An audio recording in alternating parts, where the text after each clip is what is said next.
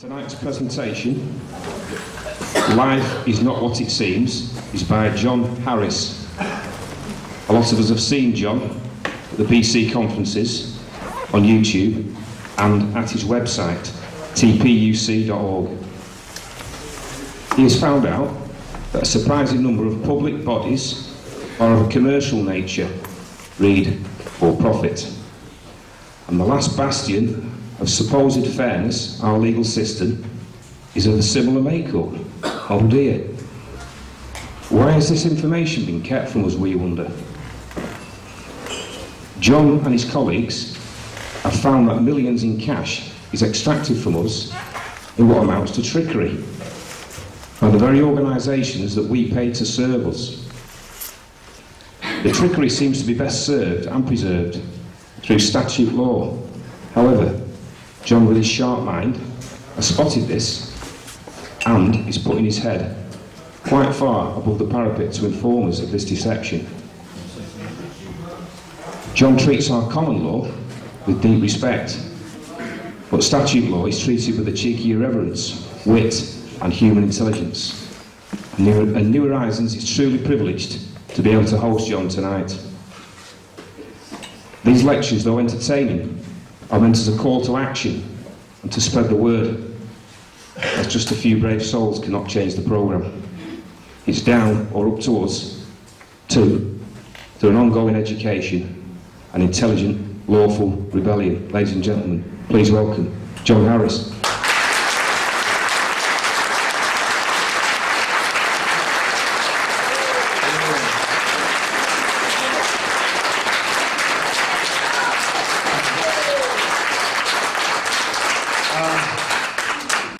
First off, I've got to thank you so much for coming. I'm always stunned at how many people turn up who are interested to find out what's going on. It's just a perspective. I'm not telling. I used to stand and say in front of people like a preacher in a church, "This is the truth." I haven't got no right to do that. I can't tell you it's the truth. It's up to you to decide that for yourself, because real freedom is about choice. It's about able to choose how you want to live your lives. And it's about not doing harm to anybody else in the process. Responsibility, I suppose. And I realised a little while ago I've got a massive responsibility. I did a little experiment in North Wales, because I work with the power of suggestion. I don't know if anybody knows this, you might call it NLP. I've never been trained in NLP. But I realised that in courtrooms they use the power of suggestion. They'll say to you, like, I put to you, I suggest to you. So what I'm doing is actually creating something in your mind, and even though you know you're not guilty of something, you will start to question yourselves. And it's just, it's something that they learn through acting. And this is what these people are, they're actors. And they learn scripts, and they learn mantras, and they learn all different ways of getting you to convict yourself, because you have to do it. They can't do it without you doing it. You have to sign a piece of paper or say you did something, because otherwise their system breaks down. So I realised through the power of suggestion that you can either create something very good with a good intent, or you can create something incredibly bad. At the moment on this island is a tinderbox, and the slightest little spark could set that tinderbox off. And I don't want to see that. I don't want to see any violence on the streets. I don't want to see anybody get hurt. But it can happen. And I've got a responsibility to everybody to make sure that doesn't happen. Especially if you leave one of my talks and you feel that you wanted to do that. And I haven't done my job properly then. I've done my job incorrectly, very badly. So in North Wales I did a little experiment, and I took 130 people and decided I was going to turn them into an army. And I did. It took about 2 minutes. Because I know what you all feel, and how angry you are, and how upset, and how frustrated. Especially frustration, which is the biggest thing. Because if you know there's something not right, but you can't put your finger on it, it causes a lot of frustration within you. And that frustration can lead to anger, and anger leads to violence. And unfortunately, I can talk from experience. When I was a young man, which I'm not now, but when I was a young man, I was a very violent, angry young man. And I would take that violence or that anger out on anybody who crossed my path. Through my years, through 20 odd years of, well, about 15 years of psychiatric treatment, a year in an asylum, and many other different processes that the powers that be deemed were correct to bring me back to toe the line, I realised that through what I'd done,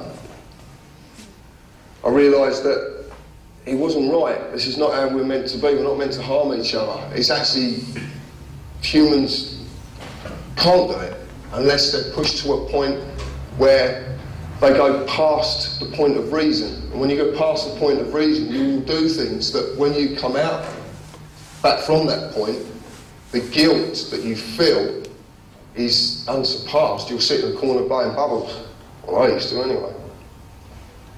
But it also taught me that there's a very powerful element that we hold, and it's called amnesty. And I'm going to talk about that later. I'm not going to talk about that now.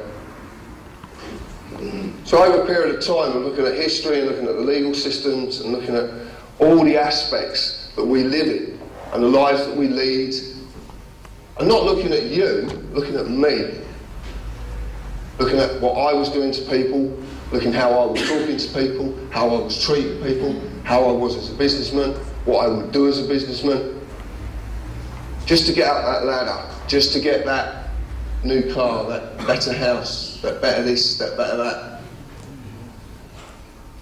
I've told an audience yesterday, and I told an audience recently, I told them what I used to do at 19 years old. I was a bank robber. This is fact. Not with a gun, not with a mask. I used, there was a few of us, we found out something about the banks. By mistake, actually. And at the time, we found out that if you go to a bank and tell them you earn X amount of money per month, and your money was paid monthly, and you needed a bank account for the money to be paid into, you'd get the account. But not only would you get the account, you'd get a line of credit. Because their systems were set up slightly different then, and they couldn't really check the accounts the way that they can check them now, and they didn't do it either. So you could go into that bank every other day, as long as you got different tillers, as long as they didn't recognise you, and you could take £100 per day out of that bank. Now if you were doing it to 6 banks a day, that's 600 quid a day.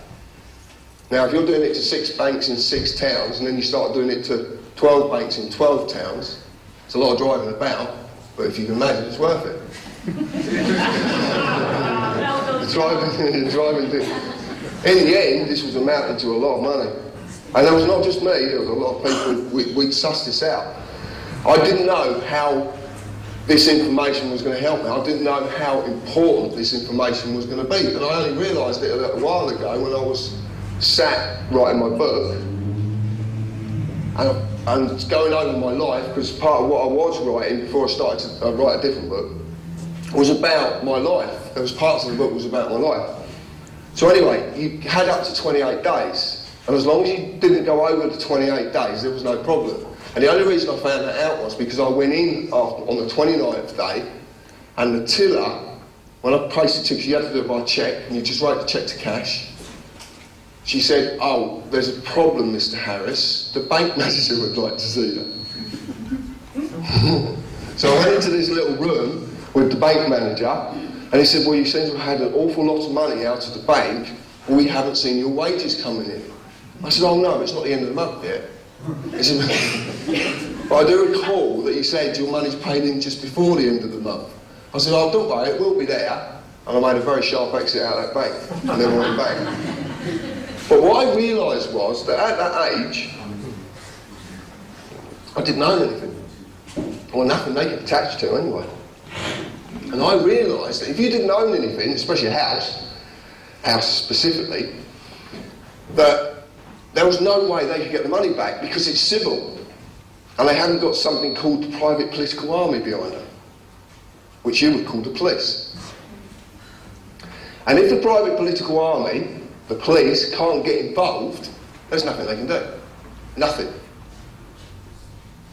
I didn't realise how important that information was going to be up until a little while ago when I started to fuck around with credit cards and anything else. And what I will say now is I do use language, and if you don't like the language, I do apologise, I really do. But I don't see language as being a bad thing. Okay? I don't. I'm sorry. If you do, does anybody know where the word fuck comes from? Go on. Anglo-Saxon for, I think it's to strike or to smote. That's an interesting, I've never heard that one before. Yes, it is.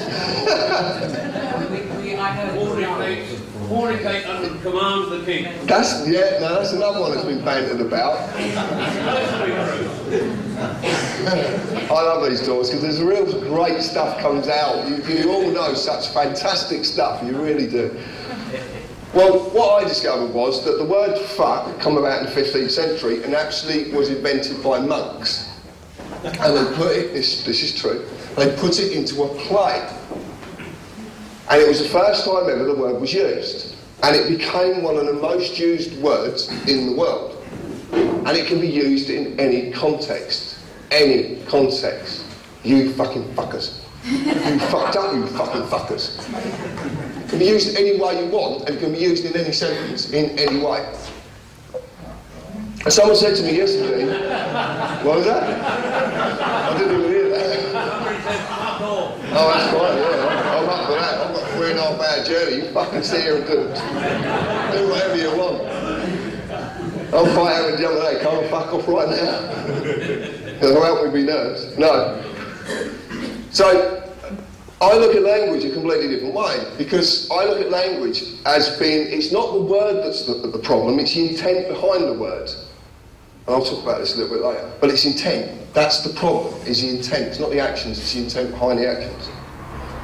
So if I use it, I used to walk on a building site. Now I remember talking about this in a talk, and then, does anybody in here frequent the TPUC forum? Yeah. Do you? Yeah. What do you think of our forum?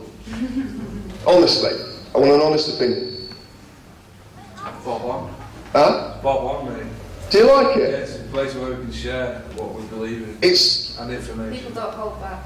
That's the point. Thank you. When I get, you would not believe the emails I get about our forum. You really wouldn't, right? And I never go on there. I don't know if you noticed that, but I don't go on there. The only ones I get rid of are spam, like porn. Well, it depends what the porn's about. It depends what it's about. No, I do get rid of all the stuff like that. Because I don't know if you know, we get hit by about 50 to 100 spammers a day. There was a big thing on our forum recently. I don't know if you remember this. It's all about the gatherings, and I've got a big problem with alcohol. Okay. I don't like alcohol. And if you want to drink it, that's your choice. But I don't have to watch you poison yourself. Now I smoke. Now if you don't like me smoking, you don't have to watch me smoking. Because just because you have the right to do something, by default that means I have a right not to do it. And this is the problem. Because we all feel that we have a right to do something, but we don't allow the default. It can't be one without the other. And this is a big problem. So I look at the forum, I do watch the forum, I do have a look at it, it's quite interesting. And I decided, because we've got administrators and moderators and whatnot, I decided a little while ago I was going to pull them all off and just leave you at it, let you have it. You can do all the spam, you can do it, you do the lot to it. You want it, you bloody look after it. Because I'm not interested in it. But what I decided to do, I told the moderators, told the administrators, do not step in on anything. Allow it to, because everything that happens in the world as we know it at this moment in time is a double-edged sword. Okay? There's a good aspect to everything. You've just got to see it with a different set of eyes. It doesn't matter what's going on, what happens, there is an aspect that's good to it. There's always a positive in everything. You've just got to see it the right way. So I allow that to happen. And what I want to say to you tonight, before I really get involved in things and start talking about things I'm going to talk about, one, these are never planned, okay? I just literally come up here, open the gob, whatever comes out is what I say. Two, I might upset you with some of the things I say, and I don't mean to, and I truly apologise. I don't know why. Can we sort that out, James? Because it's weird, James. It's really whistling, mate. Can you turn the gain down or something? Yeah? Just switch your pipe to the other side. The other side? Oh, no, the pipe on the right-hand side. Switch it to your left-hand side. Switch it to the left. Why is that going to make a difference? Is it feedbacking through me? Well, I've got that one. That's the bloody machine you got me on this morning. Tesla machine. Bloody eyes lit up. Fucking sidewalk. It's good though. Have you ever been on one? I've been on a violet rain machine. And there was this other thing that I went on this morning as well. It's a sonic thing. That's fierce. Good fun though. If you ever get a chance, here we go. Rife machine. Rife machine. Very interesting machines. So it's a perspective. What I'm going to tell you tonight is a perspective. And it might upset you, and if it does, I apologise sincerely. I'm not saying I'm right, I'm not saying I'm wrong, I'm not saying anything of the sort. I'm not here to debate with you, I'm not here to argue with you. I'm not here to enter into any form of conflict with you whatsoever. If you decide you want to have a shout at me, I'll just shut my gun. Okay? And if you really do carry on, I'll just nip out that door and have a fag and you crack on.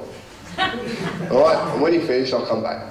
I did it in High Wycombe, walked straight through the audience, tapped the bloke on the shoulder, says, crack on mate, I'm going for a fag. Only thing was, half the audience followed me. It really did happen. Yeah. And we're going back there, so we might have a bit of fun there as well. I am controversial. Don't like con words, but there's not a lot of other words I can use. I am controversial. I will challenge belief systems.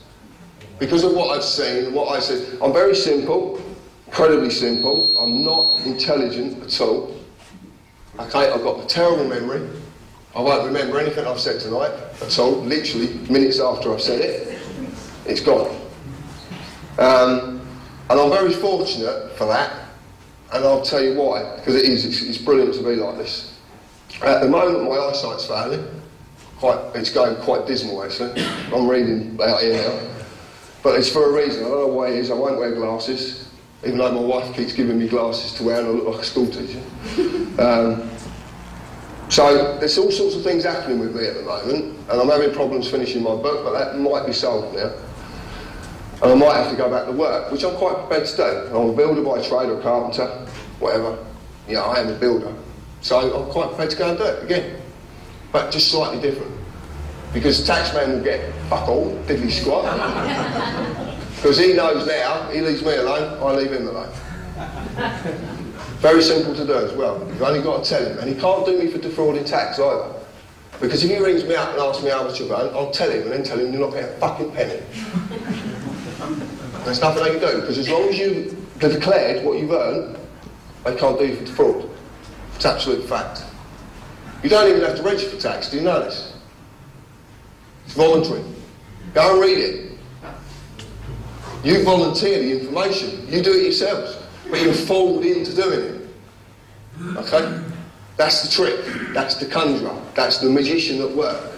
That's what they do. They fool you into things. So it's just a perspective. So if you disagree with what I've said, you're entitled to your own beliefs. You're entitled to whatever you want to think. You're entitled to call me whatever you want to call me. I've got broad shoulders and it's water off a duck's back. And I'm not being arrogant, I'm not being big-headed, but you're not going to call me anything that someone else hasn't called me once before. Many, many times. So what I did is I started to look at things in... I've got the most powerful word in the world is why. Tiny little word, why. So when someone comes to me and they want me to do something and I don't want to do it, I ask why. So they'll come back with an answer, which is generally a mantra. So they sat in the classroom one day, and this bloke stood in front of me and said, look, if this scrote tattooed builder says to you, why, you say this. But there's only so many whys. And then when you get to the bottom one, they go into panic mode, because they don't know what to say to you anymore. Has anybody ever spoke to a debt collector on the phone? Yeah? They've only got so many answers on the screen. I know because I know debt collectors. And they've told me the system, they told me how it works. I had a debt collector who left, Bradley his name was, lovely lad, worked for a debt collection agency. He told me the whole sequence. He actually became a carpenter and a bloody good carpenter as well. Well, still works, working all right. Yeah, leave it there just in case. If it starts really whistling, I'll do it. So, Bradley told me the sequence of events on decks